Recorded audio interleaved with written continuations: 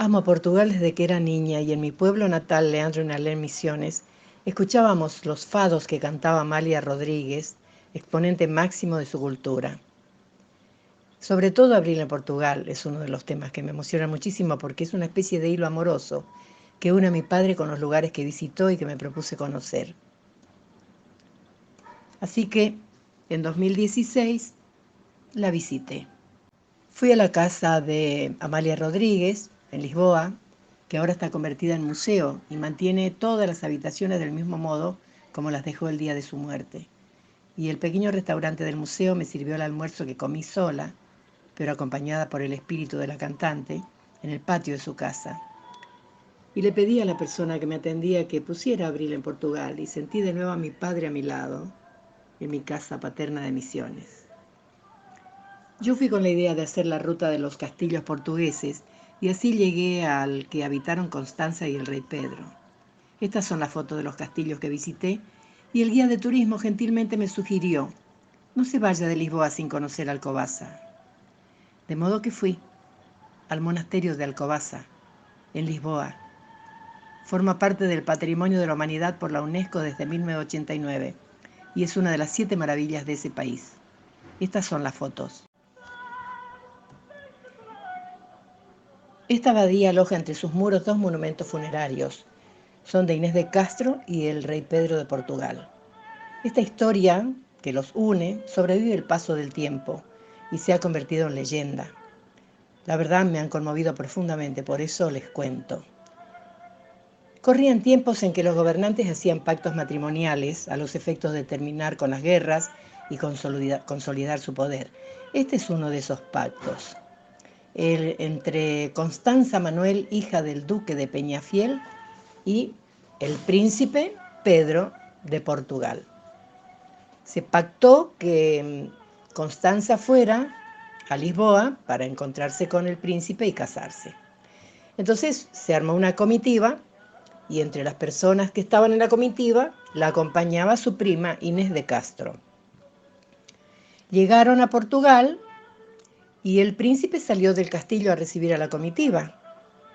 Y ni bien se vieron, Inés de Castro y el príncipe Pedro se enamoraron locamente. El matrimonio de Pedro y Constanza se llevó a cabo igualmente y duró unos 5 años. Como es de imaginar, desde el primer momento que se vieron, Constanza se percató del enamoramiento y comenzaron los celos. El rey que estaba en el trono en ese momento, que era el papá de Pedro, la desterró a Inés a un lugar que se llama Alburquerque. Constanza comenzó su vida matrimonial, quedó embarazada y cuando dio a luz a su tercer hijo, a Fernando, en 1345, murió. Desde ese momento, Inés se convirtió en mujer del príncipe, pero guardando las formas, porque el príncipe podía tener algunos amoríos, pero nunca con mujeres de la nobleza, eso es lo que se estilaba en aquel entonces. Inés no podía convertirse en su concubina porque era aristócrata.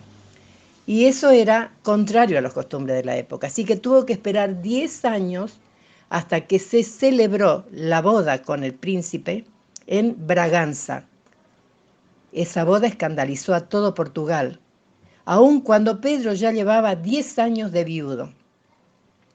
Dicen que la boda fue oficiada por el obispo de la Guarda, pero fue tan secreta que nunca fue documentada, porque la familia de Pedro, y en especial el padre, la odiaban.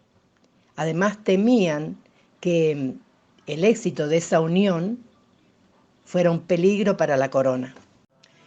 La pareja ya tenía varios hijos, pero al no hallarse la documentación que respaldaba la boda, o tal vez no la esconderían por temor a que les cortaran la cabeza a los implicados, ¿no? Sobre todo al sacerdote que los había unido, el entorno del rey lo convenció de que la misma era inválida y que había que darle punto final a la historia por el bien de todos. Así que decidieron que lo mejor era matarla. Inés y el príncipe vivían en una quinta que hoy se conoce como la Quinta das Lágrimas, cerca de Coimbra. Un día el príncipe Pedro salió a cazar y yo tengo dos versiones. Una que el rey citó a Inés a un convento cercano y habló con ella, y otra versión dice que él se presentó en casa de Inés y Pedro, donde sus caballeros, los caballeros que acompañaban al rey, a pesar de las súplicas de la mujer, la asesinaron.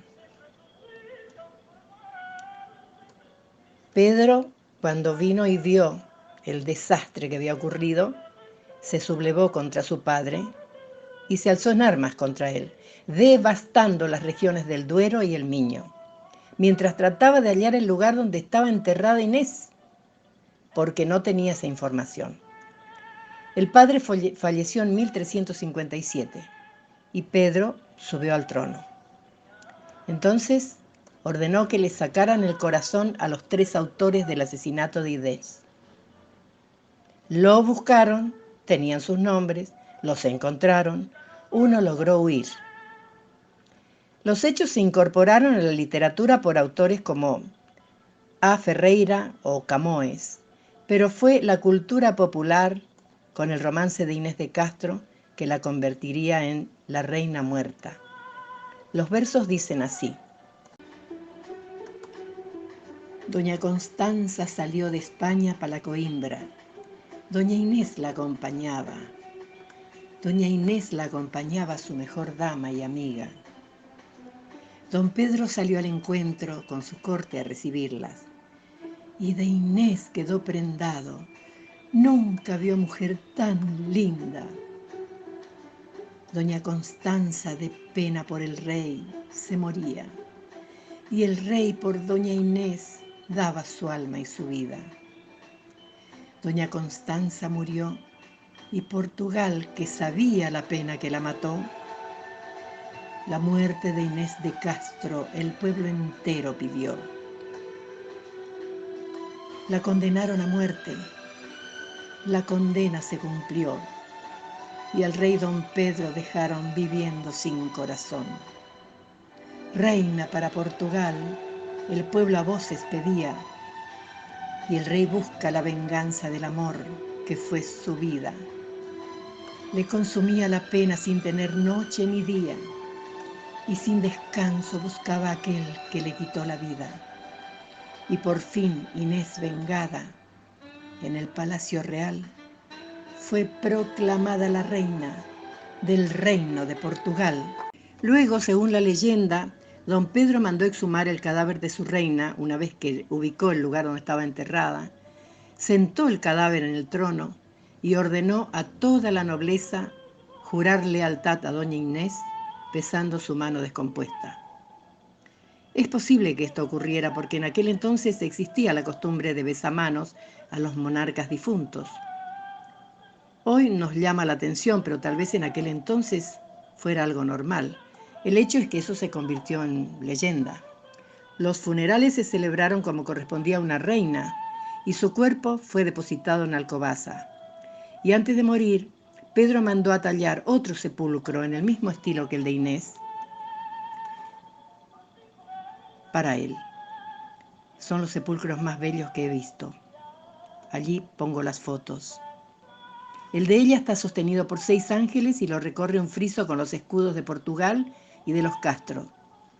En los lados la vida de Cristo, en la cabecera la crucifixión y a los pies el juicio final. El de don Pedro muestra episodios de la vida de San Bartolomé, patrono del rey. En el frente hay un rosetón que representa la rueda de la fortuna y en la cara posterior las figuras que representan los últimos instantes del monarca. Se dice que estos sepulcros fueron dañados por las tropas de Napoleón, pero han sido cuidadosamente restaurados. Y me contaron los guías turísticos que están uno frente al otro, pies contra pies, para que el día de juicio, al despertar, lo primero que viese cada amante, con sus miradas cruzadas frente a frente, fuese la figura del otro.